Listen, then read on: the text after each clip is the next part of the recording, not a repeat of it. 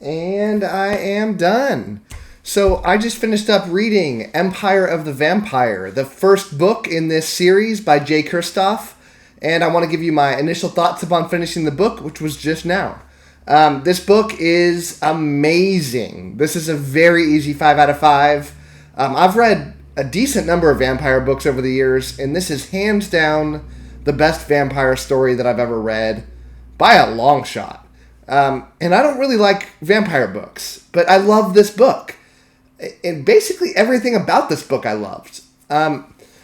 This book was recommended to me by a YouTube viewer. I did last month a viewer pick where everybody kind of commented on what books they wanted me to read, and I did a roulette to see what would win. And this was actually one of 2 books that I was really hoping didn't win, because I don't like vampire books. But virtually instantly, I'd say within the first 30 minutes of reading this book, I knew that this book was going to blow me away. And I knew that for a few reasons. First, the writing style. The writing style in this book is extremely top tier.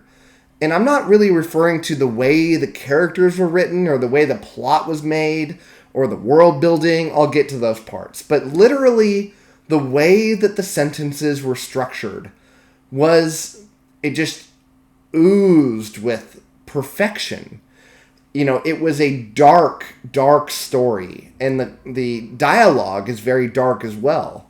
I mean, there is an extreme amount of profanity, which I use a lot of profanity in my daily life, and I'm not unaccustomed to it.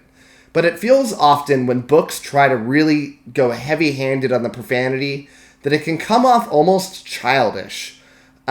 This book didn't do that. This is grown-up profanity, kind of reminded me a little bit of Gentlemen Bastards in that way, where you almost kind of laughed when these things were said because of how witty they were.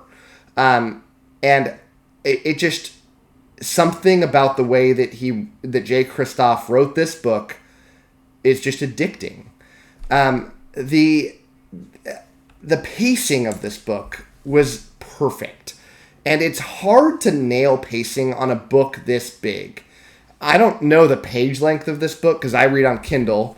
Everyone thinks that I'm reading a real book and that it's not the real book, but this is a Kindle, which is with a leather cover. But it took forever for me to read this. So I'm guessing this book was 900 plus pages, based on how long it took me to read. And oftentimes the pacing in these books can suffer a little bit, especially in an epic fantasy book, which in its heart, this is what this was. But it did a very good job at interlacing action rather early in the book and continually keeping it up. It wasn't like a breakneck speed, but it did a very good job laying the story out, bringing action as it came along. The way, I don't want to ruin anything about this book, but in general, it's about a vampire hunter, and I won't really say much more than that. But there are little mini adventures that this character goes on to take down vampires. Kind of had a Witcher feel to it, but it was a good job at putting the action in there at important pieces to really keep you going. This book did a couple things that I normally dislike in my books, but it nailed them. The first is that it used a framing narrative.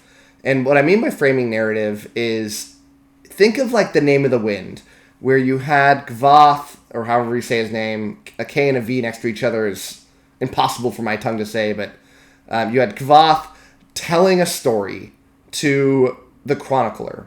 I think that was his name. And so the first part of the book is him about to tell this story. And then he jumps back in time to the story itself. And every now and then they jump back to the present, but then they go back. It's cool in The Name of the Wind. But my problem with the framing narrative is that it already tells you the fate of several characters. You know that the guy telling the story lives, for example. There are other people that they may say that are not a part of their life anymore. You know that they die. And so that's certainly the case here. It's very intentional. And so it ruins a little bit of the tension, But the way that it was done was so brilliant in the story because not only does Jay Kristoff write well, but he jumped back to the present in a very entertaining way.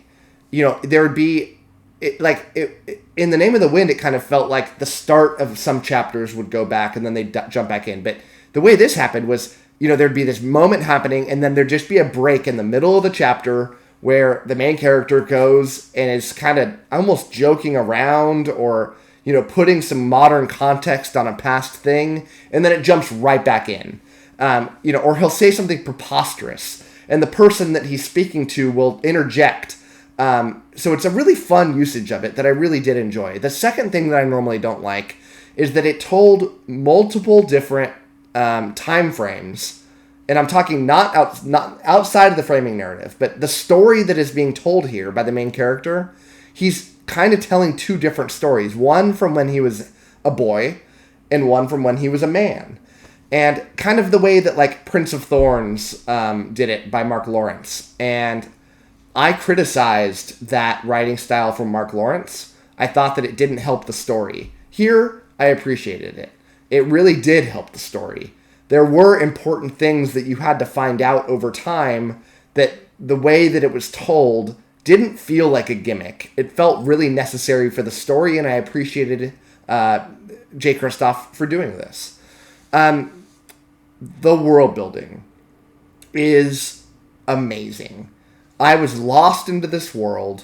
I'm going to be thinking about this world for a long time. It's one of those things that is unforgettable. You feel transported to this world. You can so vividly see it. I have a problem sometimes when I'm reading, and that I don't picture the things as well as some other people do.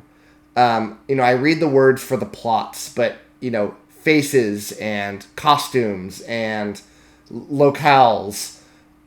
I don't just put that picture in my mind very well. This book did it extremely well, and I don't know exactly how he did it, but I could just see everything in such vivid fashion that it was really fun to read.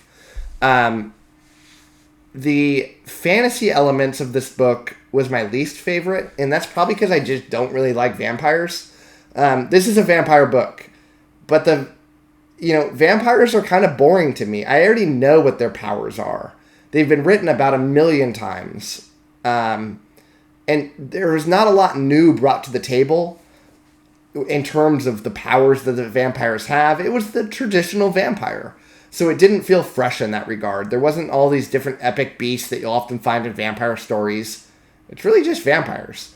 And so, that's the one criticism I'll have on this book is that the fantasy elements were lacking.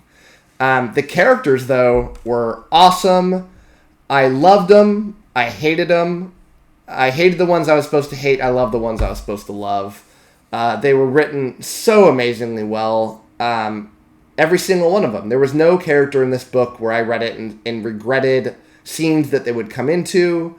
This is a story of this character going through this immense growth, pain, loss, building, revenge, all these wonderful aspects that I almost hate to make this comparison, but it really felt kind of Robin Hobb-ish, and that's high praise because I've long said that Robin Hobb is the greatest character writer in fantasy. But man, Jay Kristoff nailed it. So I never heard of this author before this. I'm certainly going to go check out some of his other stuff, and I'm absolutely going to be a day one purchase of Empire of the Vampire Book 2, whatever that is titled. When I look on Goodreads, I see that there's like 4 or 5 books planned, which is awesome. I'm a big fan. I can't wait to read more of it. I hope you do too, and thanks for watching.